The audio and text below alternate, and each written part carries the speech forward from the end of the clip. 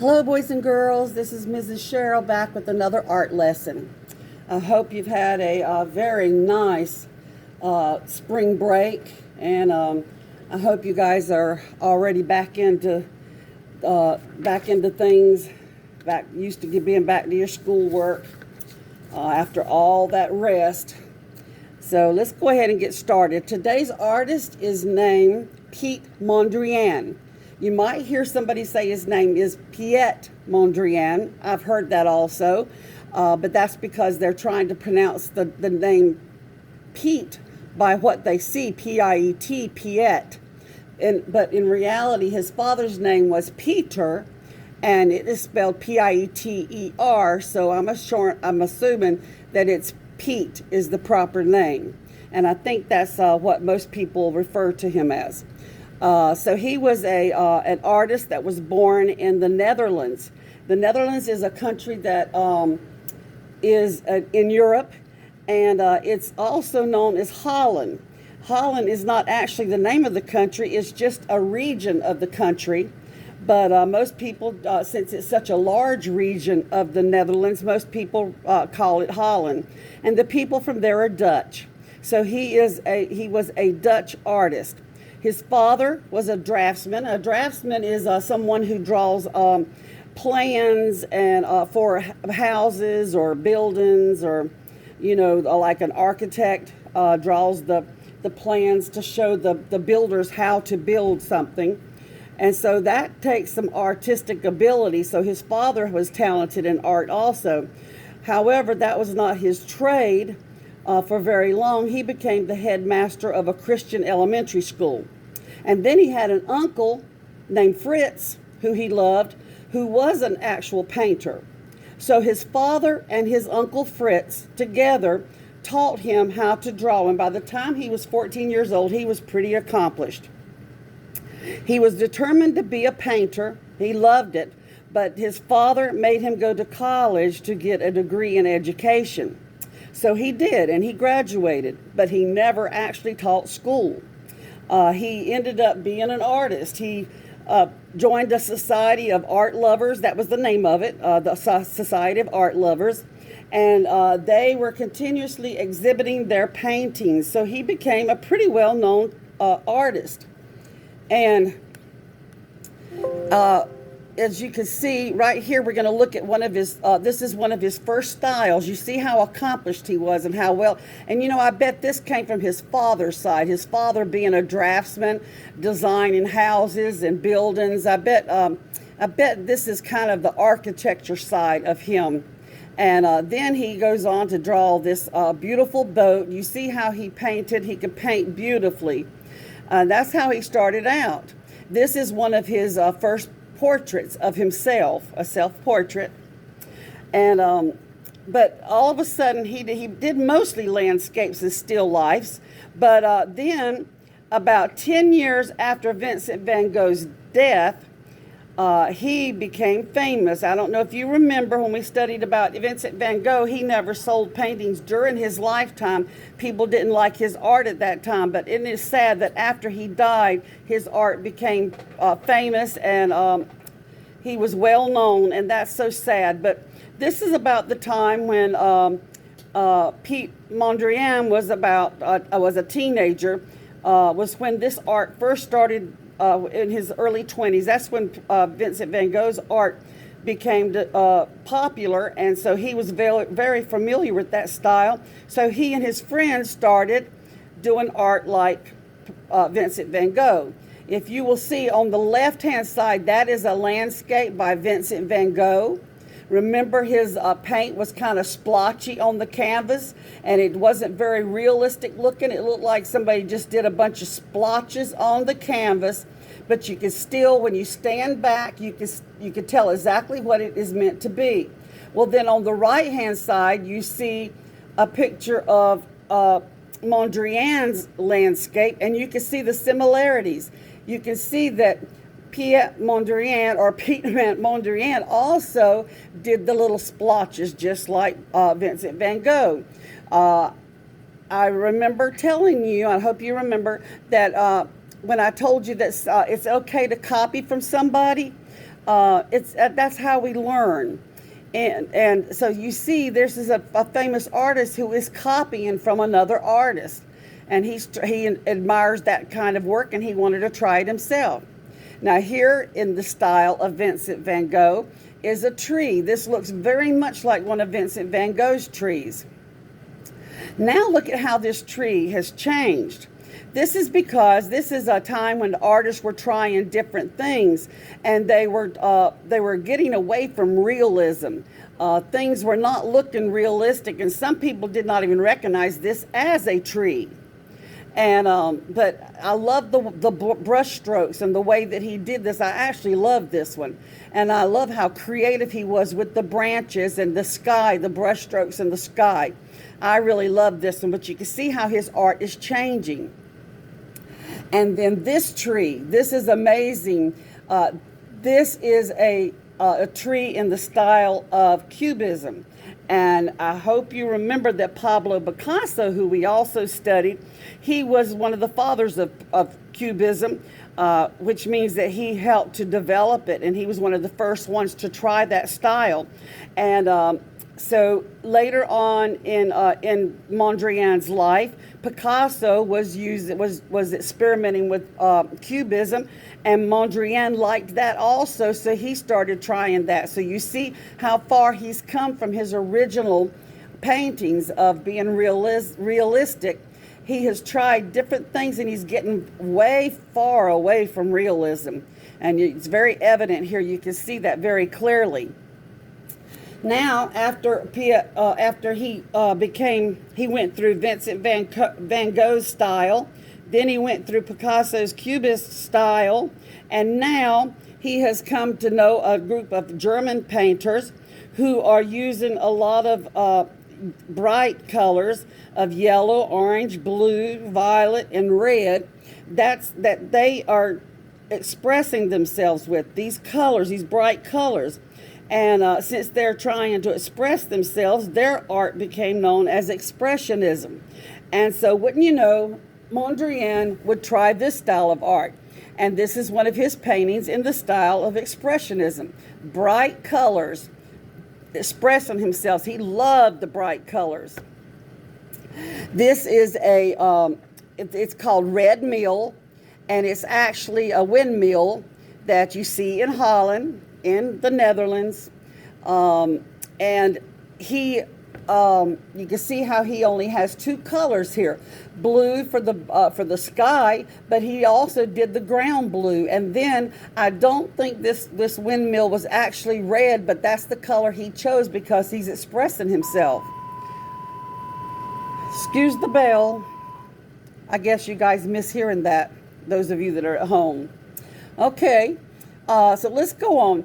Here he is using Cubism again. He's gone back to Cubism in this particular painting. But you see he has changing colors. They're not as bright. So he's experimenting with different colors, and he's got a lot of lines. They're going vertical and horizontal. Vertical is up and down. Horizontal is from one side to the other, back and forth. So you see that he is experimenting again. Look at this one. This is lines going up and down, back and forth. Those lines are creating squares and rectangles. There's no curved lines, so we can't include a circle, and there's no slanted lines, so there's no triangles present. So with just these straight lines, he's created different rectangles and squares, and he has colored some in, some he's left white, some he has colored with a goldish yellow, and some a tan color to set them apart from the white. Another little bit of experimenting that he's doing here. Now here he tries a lot of other different colors. He's going into the pastels, the light blues, the light turquoise, the light pink, or the pinks, and some of the yellows. And I do see a few little curves. Do you see some curved lines? They don't actually make a shape that we're familiar with, but you can see the curves that he's created with his lines, and he's colored these in Not completely. Some of them are open and not complete. The shapes are not completely closed, some of them. But I think this is a very interesting painting, and I enjoy this one also. Now, this is the style that he eventually develops on his own. He's been doing some experimenting, and this is the style that he finally lands on and stays on for a long time. This is the style that he becomes famous for. He is it's his attempt at making art very, very simple. He goes to simple lines, and he's making the simplest shapes, the square and the rectangle. And he doesn't have them in an order where they look like checkerboard or they're not lined up. He has them in like they're stacked in different ways, kind of sporadically. Okay, so let's look also at his colors. He has chose the most simple colors that he could find. Of course, we have black and white, which sometimes are not considered colors, but they're hues. And he is using the three primary colors of red, blue, and yellow. And he sticks with these colors because they're the simplest form of color. And he sticks with the very simplest lines and shapes. And this is what he became famous for. Here are 5 paintings that he did, just to show the variations that he did. How he did the lines. They didn't always look exactly the same. Sometimes you see on the left, the top left, he has one great big red square, and then in the left-hand corner, he has a blue square. Then you'll see in the center, the top center, he's got a few more shapes than he had in the first one. And then in the third one at the top, you see that he has more shapes in that one. And then at the bottom left, look, he has so many there, and he's left so many unpainted. I think it's very interesting how he moves the colors around. They're kind of balanced, and what I mean by balanced means he's got some yellow on the left and some yellow on the right. He's got some blue on the left, some blue on the right. And he's got some at the top and some at the bottom. He kind of spread them out. Some of them touch and some of them don't. But that makes it very interesting. And to him, it was this variety of colors and lines that he loved best. And he finally found his niche, as we say, what he liked best, his favorite kind of art. And he spent days and days and days, day after day, painting in this style. Now, the one on the right kind of reminds me of a game. You guys might not remember Pac-Man, but this is what this reminds me of. And if I was going to give it a title, that's what I would call it. It kind of reminds me of that. Or it might remind you of something else. That's one of the things about his paintings. Sometimes you can look at them and they make you think of something or remind you of something that you associate with, and you could give it a different name. That would be a fun game for us to play if we were here at school, if we showed some of his paintings and we all gave them different names to see what we would all come up with. Okay, let's go on. Here he gets a little bit off from those paintings, experimenting again. I guess after you do the same thing over and over and over for years, you decide you want to try something different. So these definitely look different, but he's still using his black and white and his 3 primary colors in these paintings. This is a picture of him as he got older, and this is actually where he's putting some art together in his studio. Here is a picture of him on the right-hand side in his studio, and because he actually passed away before we had a lot of color pictures, we don't have. There's very, very few of him in color. They were just beginning to experiment more with color photography, but back in those days, most of the pictures were black and white. But on the left-hand side, we see a recreation of his studio. Now, this is his studio in Paris, where he eventually moved and lived for so many years. And apparently that studio is no longer there because this is a recreation of it. and they recreated it from photographs. They looked at all of his photographs, and they could see in the background what his studio looked like. So they recreated it so people who visited his home, the home that he lived in the Netherlands, they wanted to. They put one room aside to make it look just exactly like his studio, so that the people who visited could see what his studio looked like and what it felt like to be in there. And so that's what this picture is on the left-hand side. Now, I said that he moved to Paris, but he had to leave Paris because of the war. World War II broke out, and Adolf Hitler was invading parts of Europe. And so he left Paris and went to London, and he was safe in London for about 2 years, and then they started bombing London, and he no longer felt safe there, so he moved to the United States and settled in New York City. And there he learned about our music, about our art, about our crafts, our style of design and architecture. And so this was a big change for him. But one of the things that he loved the most was jazz music. He started naming some of his paintings after music, some kind of music tone. Like one of them is Broadway. He loved Broadway, by the way. He liked to go to shows on Broadway and musicals. And he called one of them Broadway Boogie Woogie. Another one, like when after the war was won, the war was over, and we won, he called that Victory Boogie Woogie, one of his paintings. And so he became Americanized, and he lived here for the rest of his life. I want to show you how popular he actually was. Today, you can find his designs everywhere. I went on the Google, and you know you can Google everything. That's how we find out everything we need to know now. And so I Googled just some things to see what I could find. I Googled household items, and you see this one right here is the pillow. There's a pillow, a Piet Mondrian pillow. And so I Googled a bedspread. Well, there I find a bedspread in his design. I Googled furniture, and there is a chair. Actually, that's kind of looks like it looks like a sofa with a big high back. But there's furniture in his style of painting. Look at this, a dress. I Googled clothing, and there's all kinds of clothes that you could buy with his design. Shoes. Oh, look at there's Nike shoes. Can you believe that?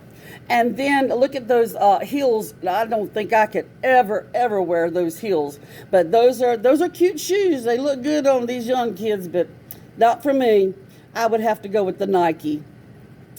Check this out. Did you ever dream that they would have a car with Piet Mondrian's style of art on it? I have never seen one, but I wouldn't mind owning one, because I'm going to tell you, if anybody saw me on the street, anybody that knows anything about art, they would say, look at that Piet Mondrian design on her car. And so that would let people know how much I loved art, that I would drive a car like that. And look at this. Buildings. There is this is a house. The top left one is a house. Somebody has designed their home. This is very contemporary. Contemporary means that it's very stylish today. And so they have designed their house in lots of lines and squares and rectangles, and they painted it in the primary colors, just like Piet Mondrian. And then down here at the bottom right is a building in New York City. Can you imagine? Now, he didn't get to see some of these things because he passed away before he got to see all this. But can you imagine, like maybe if that was your grandfather or your father or your grandfather, and you're riding downtown and you see all this stuff, you see that building, that huge building that somebody has paid homage to him by painting the side of the building with his one of his artworks. To pay homage to somebody means to honor them, to show how much you respect and appreciate their work. And that is a great thing to do when people have passed. Here I want to look for the last thing I want us to look at is I want you to look at this work of art by him. It's one of the simplest ones. This is what we're going to do today. I chose this particular painting because this is kind of like what I want us to do today. So our art's going to actually be very simple, because you know this is going to be simple to do. Okay, let me try my skills at switching over to my, let's see, go to my Elmo. There we are. There's my Elmo. How y'all like my mouse? Isn't that cute? That is my computer mouse. I just love that. Okay, so let me put my paper down. Okay, you can put your paper with his art. You can put your paper any way you want to. And what I want you to do today is I want you to begin with a pencil. And the reason I don't want you to start with the black crayon is because if we color with a black crayon, and I'm going to show you, some people like have to be shown. You know what I'm saying? You can't tell them, you got to show them. So if you were to start off with the black lines, and then you were to use your yellow crayon, and you start coloring, oh, look at there. Can you see how that kind of, I hope you can see where that kind of messed up my yellow, because it went over into the black, and it kind of messed up my yellow there. So that's why we are going to start off with our pencil. And you can use a ruler if you want to. If you have a ruler and you want to try making some very, very straight lines, you absolutely can do that. You could start your lines like this. And you know, this is like a project that you almost can't mess up on. Let's see, I could do this way, and then maybe do one like this and stop right there, and then go like this. And remember, he doesn't make it look like a checkerboard. He's just going all different ways. Now I'm going to put the ruler down, because I want you to see that you actually can do this without a ruler if you hold your hand straight. Now I'm going to tell you what I do. I use, instead of moving my hand, I put my pencil down and I move my whole arm straight, and I try to guide it as straight as I can. So watch this. Sometimes the faster you go, the straighter it is. But I'm going to go ahead and close mine in, because this is how large mine is going to be. I think I'll go on. I could have stopped. You see, I could have stopped right there, but I want to fill my whole page. So let's see. I'm going to finish this line right here, and then I'm going to go up. Oops, I ran into something underneath my paper, so I got a little glitch. That's okay. And so instead of, I could bring this up, but I'm not going to. I'm going to go across this way, and then I'm going to go up this way. I didn't see. You know why that's crooked? Because I did it this way, and I can't really see it very well. If I had, I'm searching for an eraser. If I had held it straight in front of me, I could have seen that my line would need to go straight. I could have been careful and actually made that line straight. So see how I'm straightening it out? And let's see, this line right here, I think I'll make it go straight down. So I'm trying to be careful. It's a little bit wobbly, and it's a little bit crooked, but you know what? For one of the reasons I'm not going to worry about it is because we are actually going to go over it with crayon, so that'll give you a chance to straighten it out. Okay? Now, I'm just going to call it quits right there. You can put as many lines as you want to. If you want a lot to color in and you've got plenty of time, then you just go right ahead and do that. Now, the next thing we're going to do, we're not going to go to the black crayon yet. Some people just can't wait to get to the black crayon to close that in. Black might be your favorite color. It's kind of my favorite color to wear. If you haven't noticed, my husband said, you must have 30 pair of black pants. And I don't know why I keep buying them. That's my favorite color, but just to wear. So let's see, I'm going to color my first one in red. And one of the things I want you to do with this now, you know, sometimes it's okay to color light if you want to. That's a light color, okay? But he did the bright colors. He liked the bright red. So that's not really a red in reality, because because I colored softly, it's just a mixture of red and white on the paper, and that makes actually a pink. If you were to zoom in on that and ask somebody what color that is, they would say pink. But I want you to press down with your crayons, and remember to be very, very careful when you press down. When you press down, you hold close to the end of the crayon. I've told you that before, but because if you hold way back here and press down, you'll break your crayon in half. And sometimes I forget that.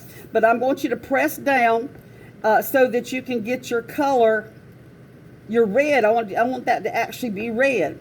Another thing that I want you to notice is that, I put my finger here because I want to stop. You know, sometimes when you color, it's hard to stop on a line. So I put my finger right here. Watch this. See, my finger is stopping that from going over that line. I can go up and down like this side by side, but it's stopping that from going this right. Now, see, I can do it this way. Now that finger is stopping it from going over. So sometimes I'm using my thumb right here because I don't want to go over. I want to take my time and stay in the line so that is a nice triangle. Now, I'm not going to color everything because I just want to get this one colored in really good for you. Now I've got a little bit at the end, at each end, and so now I can press down. And you know what? Remember I told you I sharpen my crayon sometimes by going back and forth like this on the sides, saving this for getting into small areas. And then this flat end right here, sometimes I just use it for when I'm coloring in big spaces. So there's my first one, and look at how red it is. I could keep on going and make it a little bit redder, but I'm not going to. I'm going to go ahead, and I'm going to choose blue. Now this is where I have a problem. Okay, now I picked up a blue, and this is cerulean blue, and that is not true blue. And this one right here is indigo blue, so I'm not going to use that one. And let's see what we got right here. Blue, we finally got blue. So sometimes you have to read because there are so many crayons in my box that look like they might be blue, and they're variations, but I wanted the blue, the color that he used, the one of the three primary colors. That's the blue that I wanted. And in reality, this is not quite exactly, it could have been a little bit darker, as really. Okay, this is another thing that I do sometimes. Sometimes I take my time and go around the edges and go ahead. We call this cutting in. So we're going to cut this in, which means we're going to go around the edges, and then we can paint in the middle. We even use that term when I'm painting a room in my house. I always go around the edges first, and then I use my roller to paint the inside. And so I call this cutting in. And when we're getting ready to paint, if it's my sister and myself, I'll say, do you want to cut in or do you want to roll? Use the roller. And she's real good at cutting in. She's got a good steady hand, so she's real good at cutting in. I'm pretty good at the paint roller and making it even. But this is the same terms we use in art. Sometimes we use in other facets of our life. And so I'm just going to do this one. Well, I think I want to do a yellow one. I really enjoy coloring sometimes because, I paint more than I do. I've enjoyed since I've been using so many crayons because I know a lot of you don't have any other materials at home. Instead of your parents having to go out and buy paint and markers and all that, we just ask that you buy your crayons. Okay, I'm going to do like he did. He skipped around, so I'm going to do my yellow way up here. And I'm only going to do 3 today. And remember, I can even add more after this. For example, I've done this one. I can actually add another line. I could say, oh, I think that would be really, you know what, I will do this. Watch this. I'm going to show you what I think would be cool right here. If I came like this and had a square hanging right there, and I'm going to, just for design's sake, I'm going to make it come up even with this rectangle down here. So look at that square. That's kind of cool, isn't it? And I'm trying to decide. I don't want to do it blue because there's blue. It's too close to blue. It could do it red or yellow. And this would be a yellow square and a yellow square. But guess what I think I'm going to do? I think I'm going to choose red. I think I'm going to, let me go ahead and cut that in. But we were talking about coloring. Look at there. See, Miss Sherrill just went out of her line, but I might could fix that with, oh my goodness. Now 3:22. We are asking that everyone vacate the building by 3:45. Listen, they're running me out of the building, and I'm still working. Okay, I'm gonna have to get this done. Okay, now, because I'm almost finished. We do have to go home sometime. I'm usually the last one to leave because with my job, I'm doing examples and having to do art and plan. It's a little bit more to do. Takes some more time. Okay, now I've got my colors. You choose your color. I would, if I had time, I would do this one right here, definitely. But it doesn't. You don't have to. Now we're going to do the last part, which is to trace over. Now we're going to go over, and we're going to be very careful. You see how I'm being careful? See, this crayon's already broke. I've got it taped back together. I always tape mine back together, and so I'm trying to be careful as I go because I'm pressing down hard. So that the black is bold. And the thing that I like about the black, I love to outline things with black because it makes these colors pop. What we mean by pop is that it makes them stand out, makes them brighter. So we use the term that it makes them pop out visually. They're eye-catching. And so you'll see after I get finished, you'll see how much brighter it looks and how much better it looks now that we're doing the black around it. You know, when I'm talking like this, I sometimes forget things that I want to say, and I often ramble on. So there were some things I wanted to mention, and I've probably forgot them. But I could go on and on and on talking about art, y'all, and talking about artists because I'm so interested in what they did, how they came up with their ideas. Okay, there's my Piet Mondrian. Okay, and I can't wait to see yours and can't wait to see what you decide to do. Now you can add if you wanted to paint this color this yellow, you can, but remember what I told you about when you go too close to the black and you smear it. So be very, very careful if you decide to do that. So it's best to do it with pencil and do all your colors, and then the last thing you do is your black. I hope you enjoy this project. I love it very much. What I would do, I know you guys might not have black construction paper, so I didn't add this, but if we were here in school, I would ask you to cut this out, and we would lay it on a black piece of paper so that it would be like a black frame, and that would really make this pop. See, I'm not too crazy about this white being next to this white, but if this was black if this was on top of black, that would really pop. Okay, guys, I hope you enjoy this project. Sorry I ramble on so. I just can't tell you enough. I just love talking about art. I want you to know I still miss you guys, and I hope that things are going well for you, and I hope nobody's sick. I hope everybody's doing well, and I will see you.